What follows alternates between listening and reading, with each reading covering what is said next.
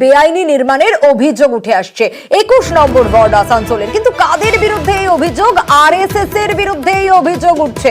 দীপক রয়েছেন আমাদের সঙ্গে। দীপক, বেআইনি নির্মাণের অভিযোগ, পুকুর ভরাট করে দেওয়া হচ্ছে, কেন, কারা করছে, কি অভিযোগ উঠে আসছে, কতদিন ধরে এই কাজ চলছে? কারণ আজ নবান্নের বৈঠকে বেআইনি নির্মাণ নিয়ে সরব হয়েছেন মমতা বন্দ্যোপাধ্যায়ও।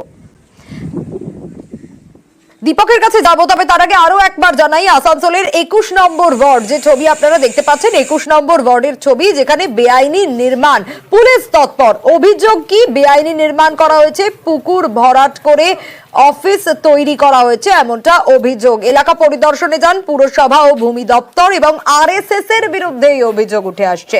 আসানসোলের 21 নম্বর ওয়ার্ডে আরএসএস এর বিরুদ্ধে অভিযোগ বেআইনি নির্মাণের। দীপক রয়েছেন আমাদের সঙ্গে। দীপক, এই যে পুকুর ভরাট করে দেওয়া হচ্ছে, বেআইনি নির্মাণের অভিযোগ, কারা করছেন চিহ্নিত করা গিয়েছে? কারণ আজ নবান্নের বৈঠকেও বেআইনি নির্মাণ নিয়ে মমতা বন্দ্যোপাধ্যায় সরব হয়েছে।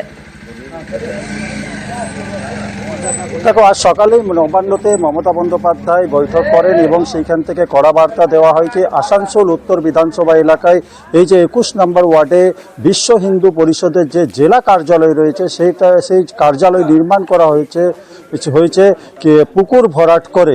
যদিও জেলা কার্যালয়ে যারা সদস্যরা রয়েছে, ভবন রয়েছে, সেই ভবনের সদস্যরা জানাচ্ছে কি এই ভবন তৈরি হয়েছে 30 বছরেরও বেশি আগে, তাই তারা জানে না। এবং আজকে এই মমতা বন্দ্যোপাধ্যায় এই কড়া বার্তা দেওয়ার পরই নড়ে চড়ে বসে আসানসোল প্রশাসন, আসানসোল পৌরসভা এবং ভূমি ও ভূমি সংস্কার দপ্তরের আধিকারিক পুলিশকে সঙ্গে নিয়ে পড়ে এই ভবনে আসে এবং ভবনের তৈরির সমস্ত নথিপত্র এবং ভবন তৈরি করতে যে দপ্তরে ছাড়পত্র লাগে সেই দপ্তরের নথিপত্র চাওয়া হয়।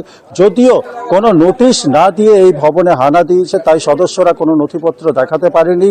তাদেরকে নোটিশ দেওয়া হয়েছে আগামী 15 দিনের মধ্যে এই ভবনের নির্মাণে জমি সংক্রান্ত যা যা নথিপত্র আছে তা কিন্তু আসানসোল পৌরসভায় জমা করতে হবে। যেভাবে অভিযোগ উঠেছে কি এই ভবন পুকুর ভরাট করে পরে নির্মাণ করা হয়েছে এবং তারপরে এই নড়ে চড়ে বসেছে প্রশাসন। এখন দেখার 15 দিন পর এই ভবন দীপক এবং মমতা বন্দ্যোপাধ্যায় এর আগেও বেআইনি নির্মাণ নিয়ে সরব হয়েছেন বৈঠকে এবং আজকের বৈঠকেও কিন্তু বেআইনি নির্মাণ নিয়ে সরব হয়েছেন মুখ্যমন্ত্রী। এই ঘটনাকে কেন্দ্র করে কি বলেছেন তিনি, শোনাবো। আমাকে মলয় কালকে বলছিল কোন একটা পলিটিক্যাল পার্টি একটা পুকুর ভরাট করে 3 তলা বাড়ি করে নিয়েছে। বারবার পুলিশকে কমপ্লেন দেওয়া সত্ত্বেও, আসানসোল কমপ্লেন দেওয়া সত্ত্বেও তারা কিছু করেনি, কারণ বাড়িটা আরএসএস এর। তুমি যদি তৃণমূলের বাড়ি ভাঙতে পারো তা তুমি তাহলে আরএসএস এর বাড়ি কেন ভাঙবে না? আর পুকুর ভরাট করেছে। ল্যান্ড রেকর্ডে কি আছে দেখে নাও। ল্যান্ড রেকর্ডে যদি পুকুর থাকে, ল্যান্ড রেকর্ডে যদি জলাশয় জমি থাকে, তাহলে সেই পুকুর ভরাট করলো কি করে?